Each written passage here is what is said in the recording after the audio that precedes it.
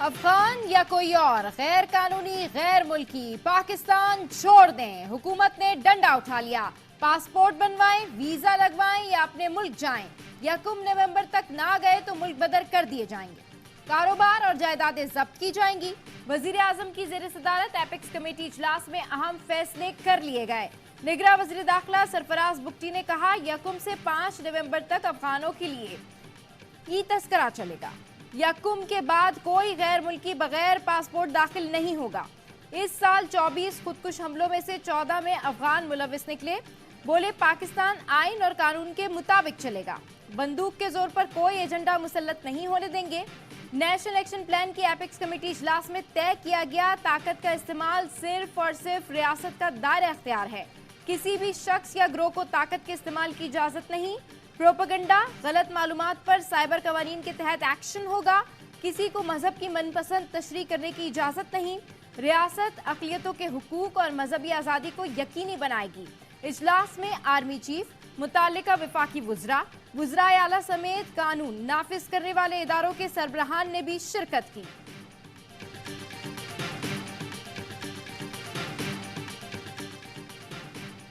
पाकिस्तान के पास आगे बढ़ने का वाहिद रास्ता मुत्तहिद होकर चैलेंजेस का सामना करना है।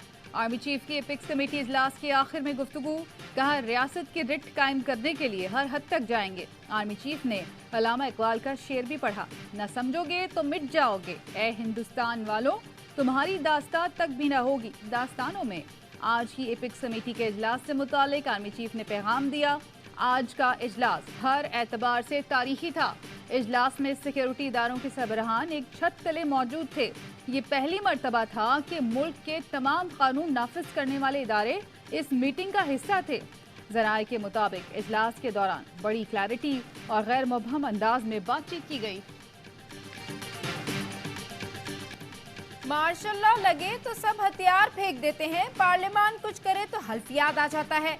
मार्शल लॉ के सामने भी सर उठाया करें, बोला करें हम नहीं मानेंगे। ये बात प्रैक्टिस एंड प्रोसीजर एक्ट में चीफ जस्टिस काजी फैज़ ईसा के रिमार्क्स। कहा, माजी में आइन से खिलवाड़ करने का इख्तियार देकर क्या जजेस ने हल्फ नहीं तोड़ा? आप कहते हैं फर्द वाहिद का इख्तियार कम ना हो, फौजी आमिर हो या कोई और फर्द वाहिद का इख्तियार तबाही लाता है। लोगों के फायदे या नुकसान की बात करें, चीफ जस्टिस का फायदा छोड़ें। एक्ट में इख्तियार सीनियर जजेस के दरमियान तकसीम किया गया। प्रैक्टिस एंड प्रोसीजर एक्ट का असर चीफ जस्टिस और उनके 2 सीनियर जजेस पर होता है। कुरान पाक भी मुशावरत से फैसले करने का हुक्म देता है। अपने तौर पर साथियों से मुशावरत करके फैसले कर रहा हूँ। Supreme court practice and procedure act case की समाअत आइंदा पीर तक मुलतवी।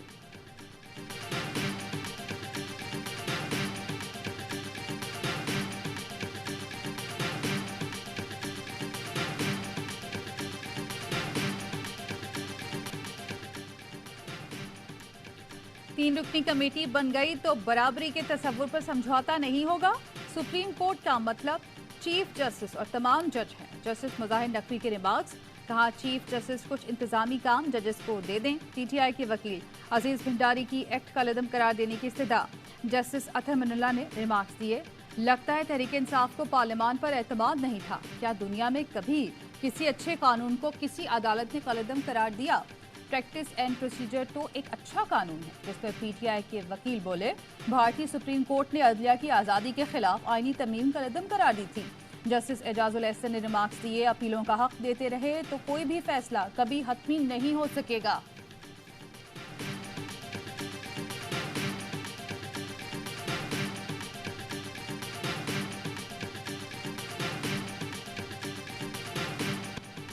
नवाज शरीफ अदालत के सामने सरेंडर करेंगे। कानूनी टीम हिफाजती जमानत के लिए तैयारी कर रही है।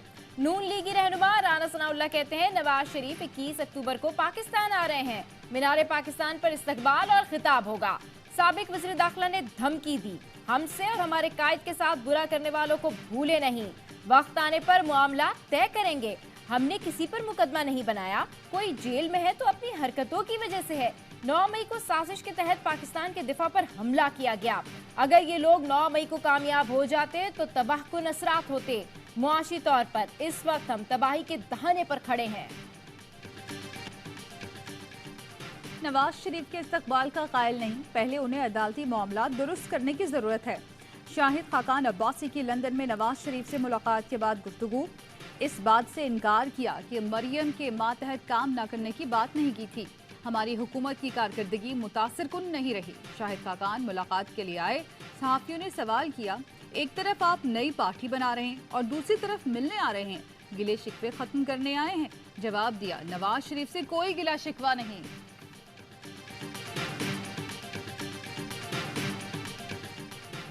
पेशावर हाई कोर्ट ने पीटीआई पेशावर के साबिक सदर इरफान सलीम को कमरा अदालत से ही रिहा कर दिया। चीफ जस्टिस मोहम्मद इब्राहिम ने पूछा, अदालती अहकामात के बावजूद क्यों गिरफ्तारी की गई? अदालती अहकामात पर अमल नहीं होगा तो फिर हमें कुर्सी पर बैठने का हक नहीं। डिप्टी कमिश्नर और पुलिस इतने ताकतवर हो गए कि अदालती अहकामात पर अमल नहीं करते। मुल्क इधर से उधर भी हो जाए तो भी अदालती अहकामात की खिलाफ वर्जी बर्दाश्त नहीं। हाई कोर्ट के तकद्दुस पर आंच नहीं आने देंगे। किसी ने अदालती अहकामात की खिलाफ वर्जी की तो उसको नहीं छोड़ेंगे। चीफ सेक्रेटरी आईजी यकीन दहानी कराएं, आइंदा ऐसा नहीं होगा। चेयरमैन पीटीआई के खिलाफ साइफर केस की समाअत अडियाला जेल में ही होगी। वजारत कानून ने समाअत जेल में करने का एनओसी जारी कर दिया। खुसूसी अदालत के जज ने बजरिया खत ट्रायल के मकाम से आगाह करने का कहा था। 190 मिलियन पाउंड मुंतकली स्कैंडल और तोशाखाना केसेस में चेयरमैन पीटीआई ने अबूरी जमानतें खारिज करने का एहतसाब अदालत का फैसला इस्लामाबाद हाई कोर्ट में चैलेंज कर दिया।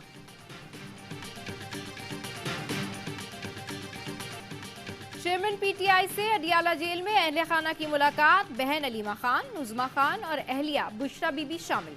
सरदार लतीफ खोसा कहते हैं, अडियाला जेल में गुंजाइश से ज्यादा कैदियों को रखा हुआ है।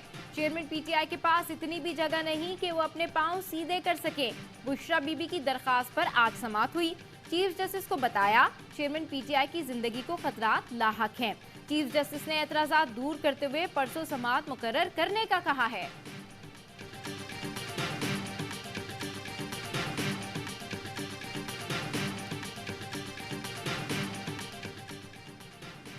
सिंध हाई कोर्ट का पीटीआई रहनुमा उस्मान डार की गुमशुदगी का मुकदमा आज दर्ज करने का हुक्म। पुलिस को 18 अक्टूबर को रिपोर्ट पेश करने की हिदायत। अदालत का उस्मान डार की गुमशुदगी का मुकदमा दर्ज न करने पर बरहमी का इजहार। पीटीआई ने पार्टी जिम्मेदारों और कारकुनान की बाजियाबी के लिए निगरान वजीर आजम और चीफ इलेक्शन कमिश्नर को खत लिख दिया। सेक्रेटरी जनरल उमर अयूब ने लिखा, सदाकत अब्बासी, उस्मान डार, अवैस यूनुस, अब्दुल करीम खान और अवामी मुस्लिम लीग के सरबरा शेख रशीद लापता हैं। गुमशुदगियां बुनियादी हुकूक की खिलाफ वर्जी हैं। इन अफराद को रिहा न करने तक आम इंतखाबात की शफाफियत पर सवालिया निशान रहेगा। मिशन वर्ल्ड कप की तैयारियां। दूसरे वार्म अप मैच में ऑस्ट्रेलिया ने पाकिस्तान को 14 रन से हरा दिया। ऑस्ट्रेलिया ने 351 रन का पहाड़ खड़ा कर दिया। क्लेन मैक्सवेल और कैमरन ग्रीन ने 50s स्कोर की। हदफ के ताकुब में फखर और इमाम ना उमदा आगाज फराहम किया, लेकिन दोनों बड़ा स्कोर ना कर सके। अब्दुल्ला शफीक भी नाकाम। इफ्तिखार और बाबर आजम की उमदा बैटिंग। बाबर आजम 90 रन बनाकर रिटायर्ड हर्ट हुए। इफ्तिखार ने 83 रन की इनिंग्स खेली। मोहम्मद नवाज को भी अच्छी प्रैक्टिस मिली। शादाब और आगा सलमान जल्दी पवेलियन लौट गए। वर्ल्ड कप जुमेरात से शुरू होगा। पाकिस्तान 6 अक्टूबर को नीदरलैंड्स के खिलाफ मैच से मुहिम का आगाज करेगा। क्रिकेट वर्ल्ड कप के सनसनीखेज मुकाबले आप देख सकेंगे पाकिस्तान के पहले HD स्पोर्ट्स चैनल ए स्पोर्ट्स पर बर्राह रास्त। टांक में सिक्योरिटी फोर्सेस का इंटेलिजेंस बेस्ड ऑपरेशन। 10 दहशतगर्द जहन्नुम वासिल हो गए। हलाक दहशतगर्दों से असलिया और गोलियां बरामद। ISPR के मुताबिक दहशतगर्द सिक्योरिटी फोर्सेस पर हमलों और भत्ताखोरी में मुलव्विस थे। नवीद अशरफ पाक बहरिया के नए सरबरा मुकर्रर। वाइस एडमिरल नवीद अशरफ को 7 अक्टूबर को एडमिरल के ओहदे पर तरक्की दी जाएगी। कमांड तब्दीली की तकरीब भी इसी रोज होगी। Naveed Ashraf commander Pakistan fleet commanded पाक नेवल एकेडमी फराइज अंजाम दे चुके हैं।